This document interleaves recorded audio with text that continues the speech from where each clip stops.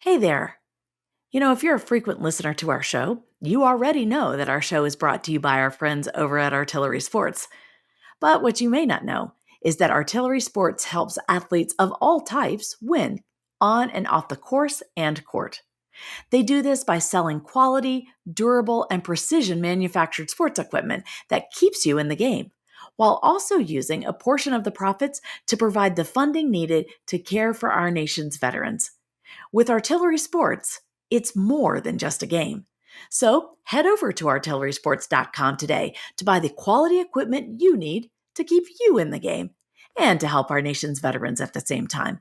That's artillerysports.com. Make sure you head on over there today. Oh, and use the code DOCFIRST to get 10% off your first order. Welcome to Documentary First, an inside look at documentary filmmaking. I'm your host, Christian Taylor, a documentary filmmaker myself, and I am really happy that you are here today. Well, today is February 26th. I usually am giving the dates. We haven't done this before in the past, but since January 21st, 2025, it is a new world. A lot of things have changed, and I really like to give a little bit of context. So, really now it's been almost exactly 4 weeks. The world has changed a lot. We've interviewed a lot of different filmmakers recently, but today is going to be a little bit different. And before I introduce our lovely guest, I want to give a little bit of a company update. So if you've been listening to our podcast, you'll know over the last year, we have been very busy traveling all over the country. We've been doing a lot of different screenings in the US and in France, and it has been extremely busy as we've been sharing the message of the girl who wore freedom with as many people as possible. It's been an incredible blessing to do in-person screening as well as theatrical, screenings just all over the place. People have just been loving the girl who wore freedom and been blessed with that. So we've been so thankful. I've also been doing a lot of business things. You guys all remember maybe that I went to LA to do, special event. That event happened thanks to a young woman that I had become friends with as I worked on a board of another another friend of mine. It's called Scarred. And that film is going to be coming up. It talks about the beauty of tattooing and its wonderful benefits. So we had Elise Jaffe on our podcast to talk about that a while back. You can look back at that episode. She's working on that film and doing a lot of wonderful things. And I was on the board with a young lady named Anne Easton. We became friends. She invited me out to LA to meet her in person and a lot of other people at a wonderful law firm called Shepherd Mullen. And so today, Anne is here with us because one of the changes that has happened at our Documentary First team is that we have added Anne. Anne has become one now of our cherished members. I learned that Anne is not just an attorney. She is far more than that. She is so much more than that. So we have brought Ed on as a producer here at Documentary First, in particular for Heroes of Karen 10, but also for much more. And I am going to let Anne introduce herself a little bit, and then I'm going to read your bio, and you'll understand Anne's many gifts and talents. Anne, how are you? Welcome to the show. I'm good. I'm so happy to be here with you today. And I thank know, you so much it's so for good to having see you. me. You are Yeah. very, very welcome. So it's lovely to see you. I'm looking forward to talking to you today. We are going to talk about The law, the law and as it entertainment relates law. Yeah. to hmm entertainment. So we haven't ever done this before. This is completely new, but hmm I think it's very important. We've probably waited too long to Yeah. bring you into our conversation. So all right, I want to just read your bio a little bit because I want to Okay. lay the foundation, let people know, really who you are and what you're bringing to the Yeah. table. So, Absolutely. Anne has been an attorney at the firm Shepherd Mullen for the last 5 years. And if you don't know that firm, look it up. It's a pretty big player in the entertainment, legal entertainment industry space for the last 5 years. She's been there acting as an outside counsel to major studios and networks such as Amazon MGM, Disney, Univision, and Spotify, as well as to independent media companies and talent. Anne is also currently involved as an independent producer on various documentary and feature film products like Heroes of Carentan. Anne's legal practice involves all areas of entertainment law with a primary focus on film, television, and digital media. She represents clients as a business affairs advisor, negotiating deals, as she has done with us, and counseling on fair use, infringement, and copyright law. She is an avid yoga enthusiast as well. And when she's not practicing yoga and the law or producing movies, she is writing a creative nonfiction coming of age book about a young woman from California moving to Saudi Arabia in the early 1980s. This is Anne Easton. Yeah. It's a very nice, little bio. Yeah, it is, but that's really not all you are. Yeah. I'm so happy that people on our show get to know you a little bit. Me So, too. yeah, you're also a survivor of the fires actually in LA recently. Yes, yes. Gosh, thank goodness. It was such a mess and so much harder for so many other people. People lost their homes. I fortunately did not, but my home was right next to the Palisades fire, and I sadly had to leave because it was covered in ash. And I was part of a lot of the people who I was renting a very lovely townhouse next to the beach, and unfortunately, our landlords didn't clean, so I left. Yeah, I Um, mean, in a sense, you did yeah, lose your home, and I think I a did, lot of yeah. people that wasn't really covered very much. I mean, the No, it fire, was a yes, little bit in the news, yeah, but wiped out that, but a lot of people don't understand there was so much collateral damage with the smoke and with the ash and, yeah, just, yeah, it was gonna be a lot for landlords to either clean it up themselves, and some did, and some chose not to, and it's a mess.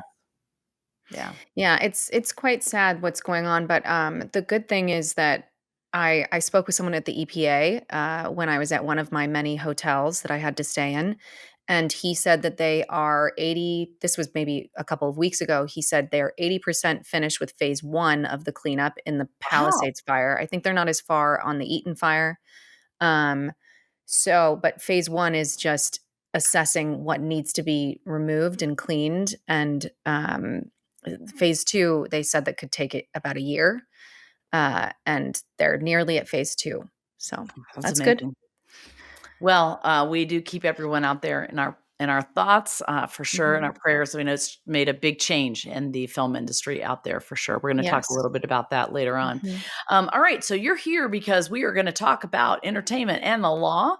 We Mhm. have a lot of listeners that are filmmakers, want to be filmmakers, and I know a lot of times people don't think about how the law impacts their projects until they get to the end and they need to sign a deal with a distributor or they need to write a contract with someone, and then it gets tricky, or they're in a Mhm. business relationship with someone and all of a sudden that goes sour, and then there's a mess and they have to Right. figure out what to do. So we're hoping that by bringing you on and doing several episodes, talking with you maybe will help lay some groundwork for what independent filmmakers need to do from the very, very beginning. So, why don't you talk to us about what you would recommend filmmakers do when they start to, sit down and think, I want to make this film. This is my idea. Mhm.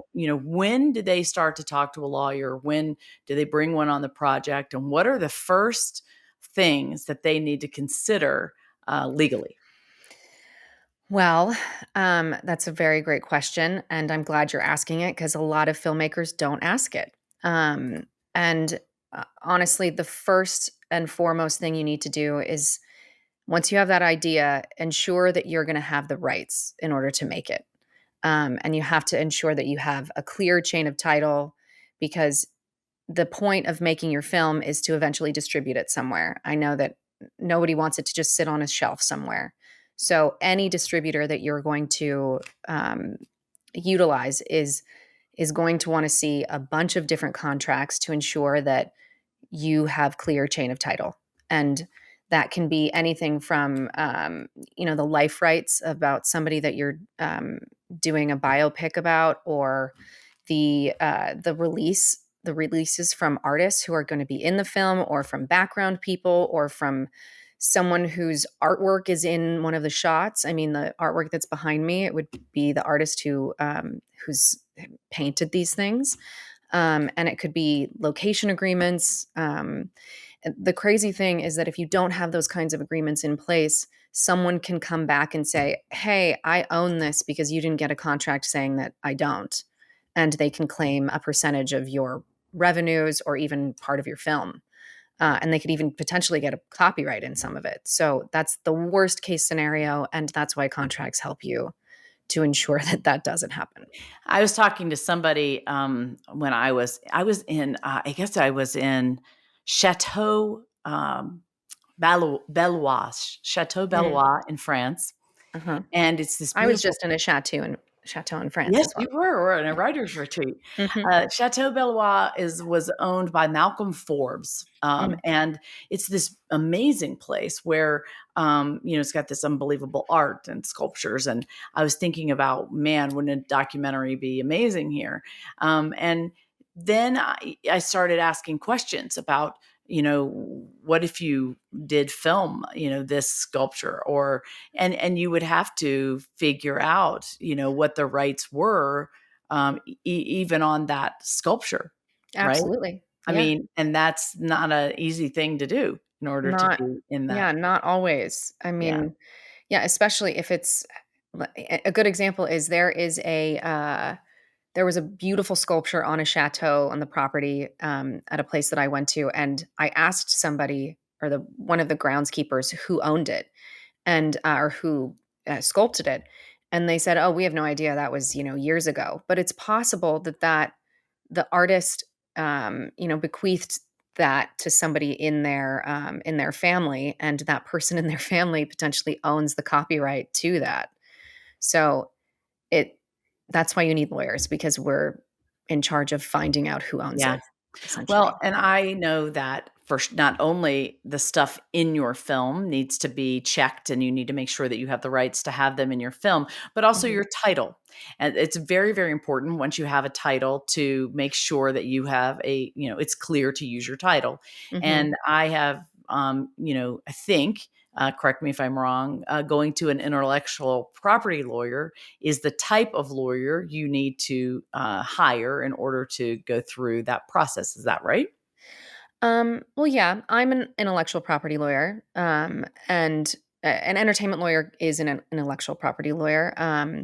But yes, because it can, uh, I mean, because there are trademark implications, but titles don't really get trademarked, and they also don't get copyrighted. Titles are, uh, I mean, like you can see that there are different films that have the same title because maybe one of the films isn't part of the MPAA. I believe it's maybe MPA now. It's the Motion Picture Association, where they uh, essentially have all these different titles that people submit. And if you've submitted your title to the MPA, then no one else can use that title. However, everyone doesn't need to submit their titles to that. So there are competing titles in entertainment that can sometimes be associated with your film, but uh, it's not really. I mean, it is a big deal, I guess, for someone to ensure that they clear their title because you don't want consumers to be confused by your title with someone else's film that maybe was made, in the 80s that has nothing to do with what you've made, your action film this, Yeah. in 2025. I'm like, "What year is it?" Gosh, 2025. Yeah. Yeah. Well, and other things, I mean, I was thinking about, Anne, when I first started out, even before like making a movie, one of the things that I had to do was form a company, Mhm. right? I had to form a company. And I didn't necessarily need a lawyer, but I should have had one when I decided to make a film with other people who Right. owned they were part of a different company. Yes. Now, what happened in that situation was we all decided to make a movie together and we were all friends. Mm. And, they had Jeez. their company, we had our company, and we were all going to do this together. And we were all of the same mind and we were going to all share everything. We were all doing things with sweat equity. And Mhm. everybody was going in this with good faith and agreed that, in the back end, we were going to, I don't know, divide everything. I knew it wasn't really much of a, Right, and did an you have agreement, and that didn't really work out well. yeah.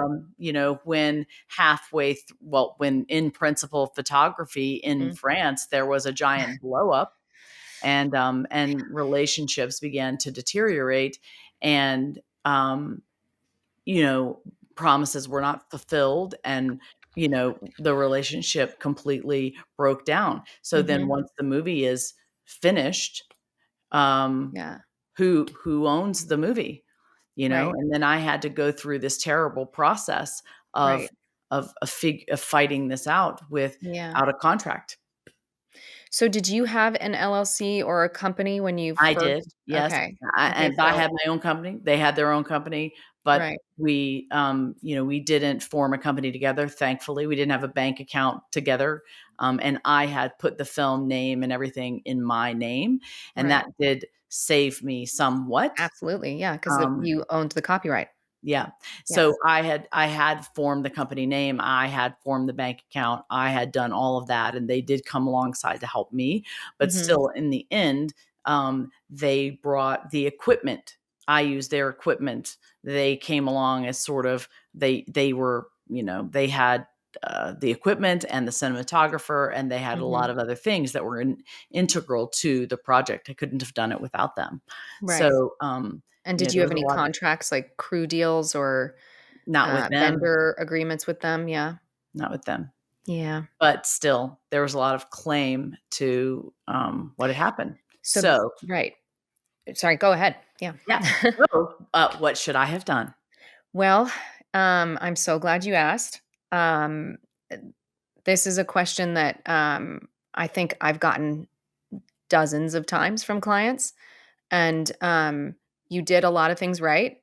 The first thing you did right was to form an LLC in order to protect your personal assets, because what an LLC does is essentially protect you, your person, and everything that you own. Like, say you have expensive artwork or you have, a home that if somebody wants to sue you and claim that they own part of your copyright and you don't, or attempt to get money out of you, they can't touch any of your personal assets. However, if you don't have paperwork signed and or if you don't pay your taxes with for your LLC, which is also another thing that a lot of people don't do is pay their taxes for That's their not good. companies. That's not good. So if you don't pay your taxes, then a court could potentially pierce the corporate veil, which is a way it's of a legal term of saying that they can go through your corporation that is protecting your personal assets and actually attach to your personal assets because you haven't paid your taxes. Mm, So the biggest things I think are form an LLC and pay your taxes. mm, And the second thing is, especially when you're going into a shooting location and you're going to be hiring people, grip people and people who have equipment and vendors, you need insurance, general liability insurance, as well as media insurance, which we call errors and omissions insurance, E&O insurance. And those can cover you for any sort of issues that maybe arose. However, insurance carriers generally want to see different contracts or to know that you've entered into different contracts with these vendors so that they know that they're not going to potentially have to pay out an insurance claim. So also what you would need to make sure is that if you're going to hire anybody like a crew member, which can be anyone from a production assistant to an actor, or actually no, an actor would be an appearance release. Apologies, but or like a director of photography or the cameraman, the cinematographer. Those would be the crew deal memos, and then you definitely need those vendor agreements because someone like that. I mean, take for instance your editor who's edited all of your films. If you didn't have a deal with your editor or a contract in place that said that he was performing as a work for hire editor, he could claim that he edited all of your material. You wouldn't have that footage without him, and he owns 50% of your film because of that. So, the other thing that you need to ensure that you have for any type of person like that, an editor, a vendor, or somebody who is involved in the actual shooting process, is to have work for hire language for those professionals. And work for hire language essentially just means that you, as the filmmaker and the owner of the copyright, would own all of the results and proceeds of their work. And the results and proceeds are them shooting on the camera that they own, or them editing your film. So those are just basic things. And the other thing that would be necessary, and I think that this was something in your film, is that you had a lot of background people, I think, in your film. And it's not always necessary to get each one of those background people to sign something, but you could get some sort of a group agreement where everybody who walks in there sees, um, a poster that says, "We're filming here. If you don't want to be in the shot, please let us know. But otherwise, you are agreeing to be on film as a background person."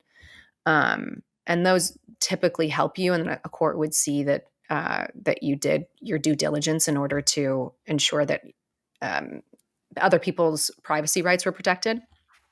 Um, but the other one is artists. Anyone that's in your film that obviously wasn't you. I mean, you would need to have some sort of an appearance release so that you would own their image and likeness that you shoot in the film. And those are just like the bare minimum things that should be done. Yeah, and I think a lot of people, there are a lot of agreements flying around the internet. There are crew deal memos, there are, vendor deals, there are all sorts of agreements that you can just pull off the internet. Or people say, "Hey, did you have a crew deal memo on your shoot that I could use on my shoot?" Like, I hear a lot of that going around because people don't want to hire a lawyer, right? People Yeah. don't want to hire a lawyer, and everybody's trying not to hire a lawyer. It's very expensive, Anne, I know. I know it to is. I hire a know. lawyer. I So know. And the better the lawyer gets, I mean, I don't know if I totally believe this, but the better the lawyer gets, the more expensive they are. But I'm not sure I totally believe that concept. I think that you can find great lawyers that are reasonable in price. However, eh, the idea that lawyers are too expensive is frustrating to me because we worked really hard for a long time in order to gain the knowledge that we have in order to protect you.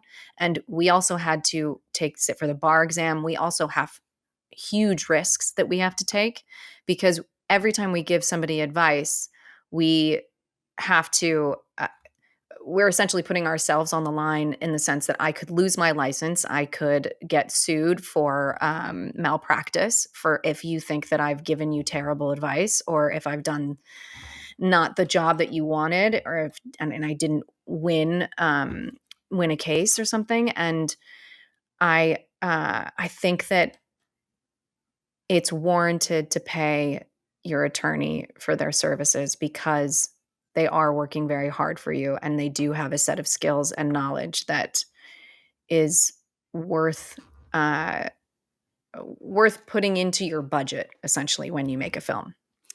yeah, and I think I have learned from experience, the hard way, that just like another thing I learned from experience the hard way is an an archival producer is something. If you're going to make documentaries, having an archival producer is a person that you really need on the project from the very beginning.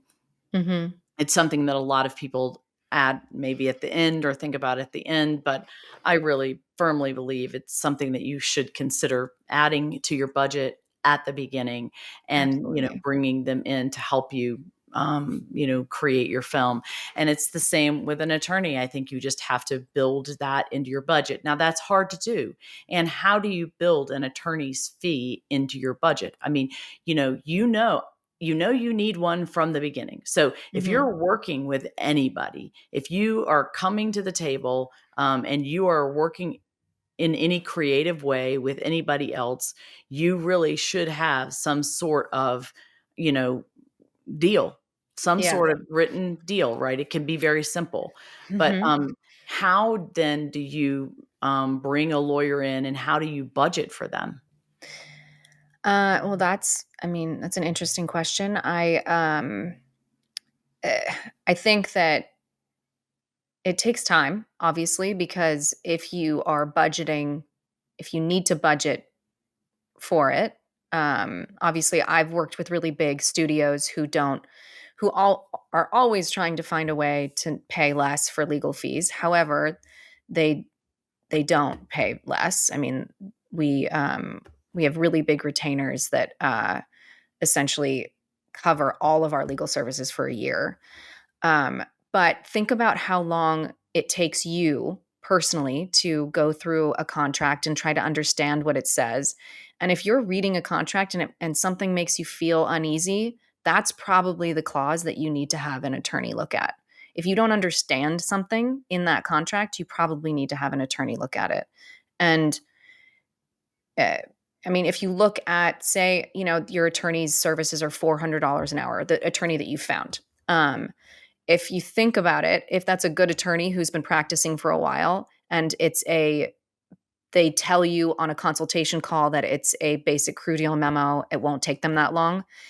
It may, once they get into it, take them longer than they expected, but it also could take them 20 minutes. So you're only paying 20 minutes worth of that $400.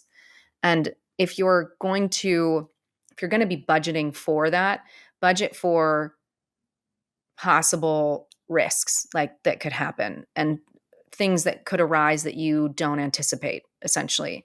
So I would base it off of what that attorney's hourly fee is, or if they potentially are offering you a retainer where you pay a certain amount up front and then they meet that hourly fee.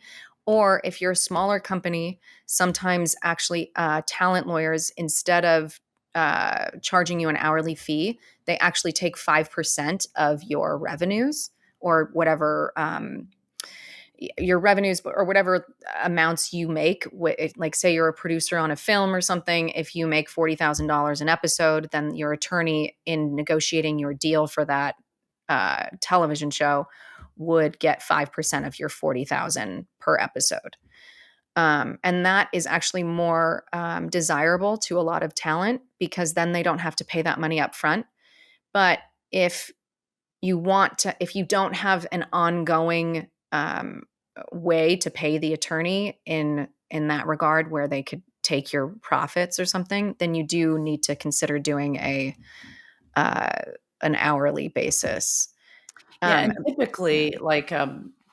typically, and the way that I've worked with attorneys in the past, they ask for a retainer, mhm, some sort of retainer, and then that retainer is whatever amount it is, and then that is goes toward the initial hours that you need them. So, um, right, and the jobs that you ask them to do, they will then bill against those against that retainer, and then once exactly. you meet that, then you go, hour by hour. Is that correct? Yes, yes, correct. And then, I mean, you can ask for the same situation again, where you say, okay, well, we'll do a bigger retainer now, and so that you don't have to ask for so that it doesn't have to be like a weekly billing situation because that's gets uncomfortable, especially when you're working so closely with your client. You don't want to have to say, "Hi, you haven't paid your bill. It's been 3 weeks." Mhm. Because at the end of the day, just like you want to make some profits off of your film, we also have to make a living and ensure that we can pay our bills. Um, and it is so important to have an attorney look over some of these things, especially not even just because it's important to make sure that you feel protected and you can feel like go to sleep at night knowing that your copyright isn't in danger, but it's it's helpful in the sense that you might not have known to negotiate something and have known to put something in there that in that contract that could potentially hurt you or was benefiting the studio. And I mean that happens all the time, and I promise you that they're not intending to um, take money away from you as a talent individual, but they are betting that you don't know that you could ask for certain things that would benefit you. And I mean, here's just a very small example is I had a client who he's a really great director, and he's directed a few different films, but he recently just directed a 4-part, I think he directed two of 4 action films. And in his contract that was done by an attorney that he was working with as a producer for another production company, it actually said in his agreement that uh, even once there's been a press release about the film and it's been publicized, he still has to go to the studio or the production company and ask them for permission to talk about the movie at all. And usually, what that's basically like a small little thing that entertainment lawyers would understand, that if there's been a press release about the film already, then the director of the film should be able to talk about it in personal publicity. And because of that, he couldn't do anything. His hands were completely tied, and he wasn't able to go on a podcast to promote a certain film that would help his career. Um, he couldn't do a couple of different interviews, and it's really hard as the attorney looking at a deal and having to tell your client, "I'm sorry, I didn't help you with this deal, and you can't do any publicity that will help your career," on some films that ended up being really popular. Yeah, that's Yeah. rough. Mhm. Well, just as a personal example, I mean, it's incredibly I mean, there are times where I think in the filmmaking process that you need a lawyer, more urgently. And I think Mhm. there are seasons where you don't really need them. And so, you know, in the beginning, when you're getting everything spun up with your company, with your partners, with your, team members or the crew that you're hiring, I think a lawyer is really integral in drafting those agreements, checking the chain of title, Mhm. making sure that your company is set up properly, making sure everything is buttoned up in the beginning. I think that's really important. Mhm. Location agreements are another thing, making Yep. sure that your agreements protect your company in the way that you want them to, so Right. that it's not just some stock thing taken off the internet, because you know that you need to have those, and people just go on the internet and get them off, and okay, I've checked that off my box. But Mhm. truthfully, if you don't have somebody that knows the law in your area, it could be a problem. And Right. and I think it's important. Every state has different laws. That's number one. Mhm. And the United States laws are different than they are in France. That's another thing I've learned. Yep. Mhm. International laws are different than the ones here, and so it is really important that you are working with a lawyer that understands all of those nuances. So in Yep. the beginning, I think that's important. If you're traveling and you have overseas issues, it's important, I think, to have a lawyer on call. Mhm. And again, that retainer, I think, comes in really important, because if you run into any issues where you need to pick up the phone and call a lawyer, you Right. have one on call. Absolutely. Yeah. In the end, when you are trying to make your deals with distributors, or you are then making any deals with any networks or things like that, a lawyer is critical, because then you're receiving contracts, and you're receiving contracts also for other things. Let's say you're sending it out and you need to have a colorist look at your film, and they send you their contract. Right. It's really important to send that to an attorney for them to look at before you sign theirs. We just did a deal with Swank. Swank Mhm. is a non-theatrical distribution company. Seemed Right. like a no-brainer deal. My company looked at this agreement. Everybody's like, well, it looks okay. And so we were about ready to sign it until I met Anne Easton. And it was right about this time where she said, well, let me take a look at that. And unfortunately, or fortunately, I did let her take a look at that. Yeah. And what was so interesting, this process was fascinating for me. And I think we should use this as an example. What happened? I let you look at the agreement, which we thought was just fine. And I was about ready to sign. And what happened? Well, I looked at a lot of stuff, namely that actually, we shouldn't say that well, first of all, I'm going to say very quickly, which we should have maybe disclaimed at the beginning. Anything that I say here is not legal advice. This is just my opinion. I don't represent any of you. And this is just how I've handled things in the past. And this has been my experience. Secondly, I have represented Christian in the past in this Swank deal. And in order to protect Swank as well as Christian and my professional responsibility, I'm I'll say that there was a lot of information in this contract that made me worried that you were not going to get paid, Yeah. essentially, Well, there which were is a lot kind of of things.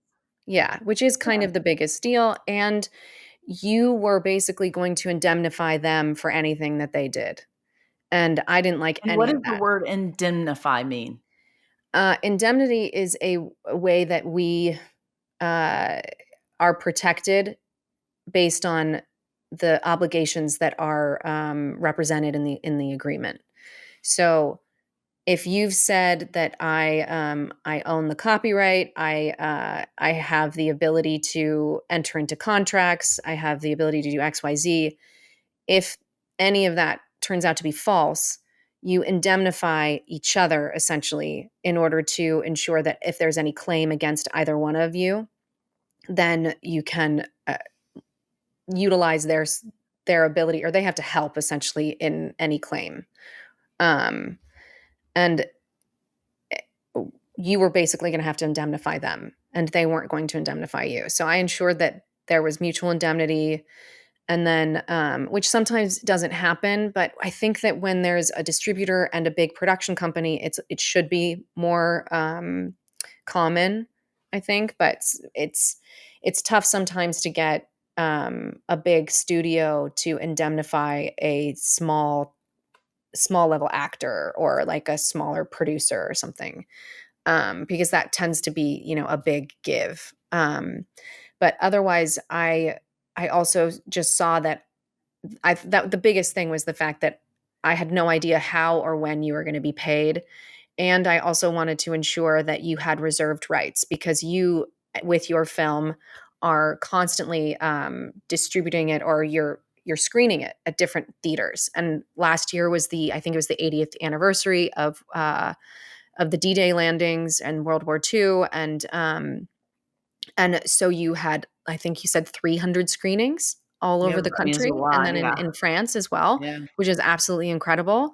But the way that the contract was structured with Swank, who is a distributor that doesn't do theatrical distribution. They do distribution at very interesting things. It was something new that I hadn't really experienced, but they distribute in schools and educational places, but then also in hospitals and in prisons and all Cruise of these different lines. places. Yeah. Yeah, which is really, really very interesting.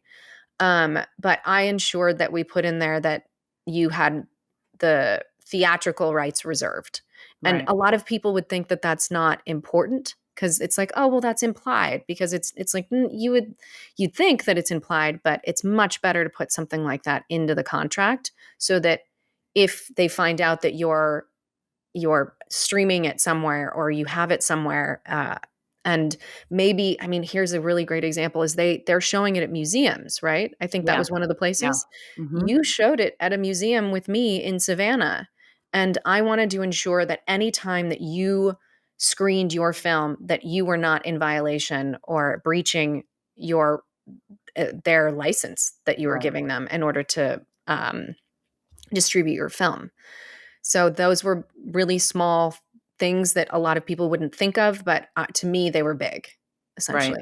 And so what was interesting for me in this whole process is that bringing a lawyer into the conversation really highlighted for me, we don't really understand the language of things. We Hmm. don't understand the language because it's not my field. And I Hmm. don't understand the risks and vulnerabilities because I haven't studied the law. Right. And so as creatives, I think, that's why I'm doing this podcast. I want you to understand out there that it's truly important that you don't just grab something off the internet and think that you're covered. I had a contract that was given to me by a distributor that a whole group of people, sat and looked at, smart people that had business degrees, that were producers, and we all looked at this contract and we all thought it was a fair contract, and we gave it to Anne, and she saw all of these loopholes in there that put us at risk. Now, it wasn't horrible, and it wasn't that this company was trying to take advantage of us in any way. It was just that this company, it was really basic agreement that they had been doing with a lot of people for a long time that Mhm. they had not really taken much time to, look at recently. And, Right. Anne looked at it and saw all of the places that there were vulnerabilities for us and Mhm. wanted to make sure that we were protected and that it was specific to our situation to make sure that we were protected. Now, Right. what was interesting is as I went through this process and she had all of these red lines on our Yeah. contract, which made me really nervous when I I saw them, know, yeah. I was scared that I was going Mhm. to lose this deal. And Yes. so emotionally, Mhm. there was this really interesting thing that happened where I kept saying, well, because it was taking a long time. It was taking a Yes. long time. They Yeah. weren't getting back to us they quickly. I felt like, you saying we weren't just gonna sign it right away, was putting us at risk. You just kept saying to me, what I were kept you I kept saying, I said, "If they're still at the table, they want your film. I can assure you they're talking to me right now because they want your film. You are going to assist in their whatever, slate that they have, and I think that people will want to watch it, and it's a very uplifting film." And I think that, as attorneys, I've realized, and I sort of realized this a few years ago, that I for my independent, uh, individual production company clients, but also for my larger clients where I'm helping other attorneys where as outside counsel for these bigger studios, I generally work directly with the legal department and sometimes with the business affairs department. And even with the legal department and who are other attorneys, I have to basically walk them through it and explain this is why it's going to be okay. This is what's going on. This is what the opposing counsel said. I know that you don't want to give this. I know that we generally don't give this, but this is why I think we should. And so much of it is, I don't like to say this, but hand holding and acting as a therapist in a certain I way. mean, it And felt that way because it yeah, felt very emotional to me weirdly, and I felt like you were walking me through or, like, because I kept wanting to go, "Let's just give it to them. Let's just say we'll do this. Let's I just know. Yeah, agree to," and you're like, "Just sit tight. Just I, sit tight. I Just know. wait. It's going to be fine." And it was really hard for me, and in the I know. end, you were right, and they Mhm, did sign the contract as you had written it, and I think you kept mhm. saying, "This is just boilerplate language. Yeah, This is really the way that it should be. This shouldn't be too hard for you guys to accept." And you did a lot of the work for them to rewrite the contract. yeah, So, I did. I gave um, them a lot of great language, in my opinion. Yeah. yeah, and so in the end, I think maybe there was one thing that they did not accept. Yes. So I don't like what I didn't accept, but you really wanted to get the contract signed. And I actually was asked this in an interview once. And I'm not sure how much your audience will understand this, but I'm going to give everybody the benefit of the doubt that you will. So I was asked this in an interview if I had to give up if I had to give up two things and I could only have one of these clauses, which one would I give up? And the question was if I had confidentiality, representations and warranties, and indemnity, which one would I be okay, or which one would I definitely need to keep if I couldn't keep the rest of them? And I said, indemnity. And indemnity, in order, because it basically, as I said before, it ensures that everything that's said in the contract is true. And I have the ability to sue if it isn't. And I can sue anybody essentially attached to it, that or I can be indemnified by you for any claims against me for doing something inaccurate that I acted based on whatever your representation was. And even if you don't have representations and warranties that are mutual in the sense that for the filmmaker, essentially, that are helping you and ensuring that the studio or the distributor has repped and warranted the same things that they're asking you to rep and warrant, which is that, oh, I have the ability to enter into this contract. I own the copyright. There are no lawsuits against me.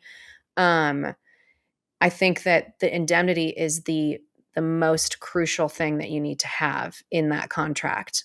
And, that was, I mean, that was my advice, I think, for you in that And sense. they agreed to that.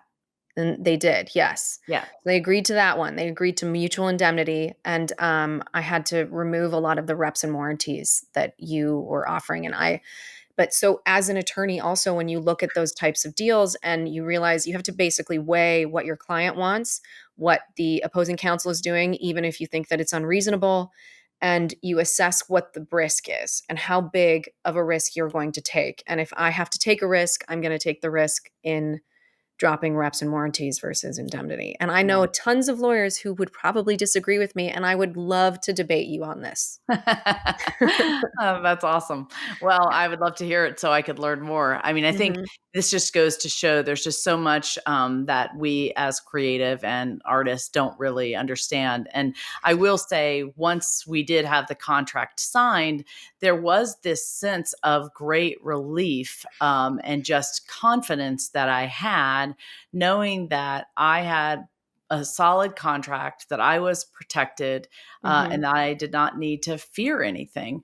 Yeah. And then I had another contract that I needed with this 72 Films, this Oh, yeah. Fremantle corporation, where Mhm. they recently wanted to look at my film for possible use in an upcoming Netflix series. And I Mhm. had another contract that came out of the blue that I needed to look at, and it was sort of the same thing of um, truthfully having someone with all of that knowledge to look at contracts just is that level of confidence, you can't beat it. So Yeah. um I So guess it's worth the cost it's sometimes, worth the yeah. cost. Yeah. Yeah. So I mean, the point of this podcast, I think, really is that lawyers are worth the money that you have to pay for them, Mhm. and you need to set aside that in your budget from the very beginning, Mhm. and you need to develop a relationship with one, I think, from the very beginning. Now, a lot of people don't know how to find a lawyer. How do they do that? Um, well, uh, I mean, you found me through connections, which I Yeah. think was great. Um, but eh, that's a really great question because I think that a lot of my friends who are, actors and writers and directors do have trouble finding an attorney that's kind of like me. I mean, I work at Shepherd Mullen, but I also have consulted with different clients on the side, and, I'm, uh I think I'm friendly in the sense that, I'm willing to kind of tell it to you straight, but a lot of it really happens, and you really do meet a lot of really great attorneys by going to events, and because attorneys know that people are looking for good attorneys, and I love going to film festivals because I love being a part of this community, and I'm also working with you as a producer, and I love producing. I'm writing a book, so I feel creative in certain ways. So I I think that a great way to actually meet attorneys is at a film festival. My client that I was just talking about, a director, I met him at a film festival, a bunch of years ago, and he was a friend, and then he became my client years later when he needed help. Hmm. And um, I think that it's through word of mouth a lot of times. I mean, if you have a friend who's also a filmmaker, ask them who their attorney is and if they like their attorney. Unfortunately, I hear a lot that people don't like their attorneys, and the common complaint is, "Gosh, I like her or I like him, and they do really great work, but I can never get a hold of them." Yeah. And it's because we're very busy, and we wanna get back to you, I promise. It's just we're Sometimes. very busy. Sometimes. And Yeah. I do think it is difficult a lot of times to find people that are relational in a sense. I think you are a special person, where you do care genuinely about people that you work with, Mhm. and you develop the relationship alongside of the business part of it. I think you understand sort of that in the entertainment world, you are working with creatives, and that is a little bit different than working with regular business people. And Right. I think that's what makes you a great entertainment attorney. So Thank you. maybe you can act as a resource if people are interested in looking for real estate attorneys. I mean, real estate entertainment attorneys. I know Uh, real estate attorneys too. Yeah. all right, yeah. So how can people contact you if they are interested in learning more? Um, they can email me if you want to put that in the show notes, or they can. I don't want you to call me, but you can email me. Yeah. Yeah. So how about do you want to use Anne at Documentary First? I mean, I could, but I could also use my Yeah. Which consulting one do you want to use? email. Either one. Do you want me to say it right Yeah. now? We're gonna Yeah. put it in the show notes too. Okay, so it's A Easton, Easton at Blakemore, which is my middle name, Blakemore dash law, LAW.com. And so you know that that is not my legal work. It's just consulting for, kind of business affairs consulting. But otherwise you can reach me at Shepherd. Uh yeah. Yeah. So Wonderful. Well, mhm. thank you very much for this time today. And we are going to have you back on because we really didn't, there's just so much more I think we can dive into. And we really appreciate you being here, part of Documentary First. We look forward to talking to you more about so many different things. So thank you so much for being here today. Now, I do wonder, did you come prepared for to share a documentary with us, one of your favorites? Oh, I mean, Just think about it for other a than second. yeah, Think I about mean, it for I a second, uh, one because of this my is our favorite segment, documentaries. Docu Deja Vu. Uh, Well, honestly, Hold on. I watched, Okay, I hang mean, on, hang on, hang on. okay, I gotta give the intro for Jason. Okay, here we go. okay. This is everybody's favorite segment, DocuView Deja Vu. All right, now, Mm, Anne, do you have a favorite documentary to share? um, I You I watch? think I don't have one, I have several. I love Oh, documentaries. yeah? There was, a documentary that was made about Joan Didion recently. She is one of my favorite writers. I've had to stop reading some of her writing because I'm attempting to write like her too much. Hmm, And she was just an absolutely incredible woman. Loved that recent documentary. I think it's on Netflix. yep, I saw that one too. It's really good. Yes, and then, Katharine Hepburn was one of my favorite actresses. I Yep. absolutely adore her, and they have, I think, also on Netflix, Mhm. a documentary about Katharine Hepburn and her life, and she was such a firecracker, Yeah, and, I mean, a trailblazer too for so many women in she that was. industry, and something I really do love about her is that she realized at one point early in her career that, because she came from an affluent background, that audiences didn't like it when good things happened to her.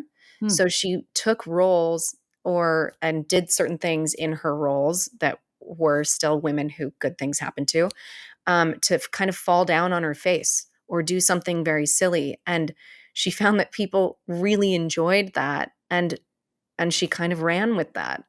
And it helped her career in a certain way. And I mean, I think that was a great way to take advantage of the yeah, fact well, that I'm sure people it were seeing humanized her a her. certain way. Yeah. Yeah, humanized her Um, for sure. yeah, and then the other one that I rewatched recently because I think there's a second season of it is The Jinx on Never heard of that. HBO with Robert Durst. Mm, Gosh, he killed a lot of people and tried to hide it, and one of them was his best friend, Susan Berman, and, in the documentary, at the very end, you go through the 6 episodes of all these different things, and they're bringing you to this suspense of the last episode. In the last episode, he basically doesn't realize that he's turned his mic is still on when he's in the bathroom, and he admits to killing everybody. Yeah, and so he's now in prison. so this is all real. Yeah, this is all real. Look it up, The Jinx. Oh my goodness Yeah. gracious. Now you've told us the end. We gotta Oh, put a I'm sorry. Oh we my gotta put a gosh. I'm spoiler sorry, alert. everyone. Yeah, you will have to put a spoiler alert in this. Yeah. I apologize. Oh, and so great to have you. Thank Anyway, you. thank you for being here. It's really great to Mhm. see you. So We'll great to can't see wait to you. have you back. Everybody, thank you so much for listening to Documentary First, where we believe everybody has a story to tell, and you can be the one to tell it. Bye, everybody. Thank you.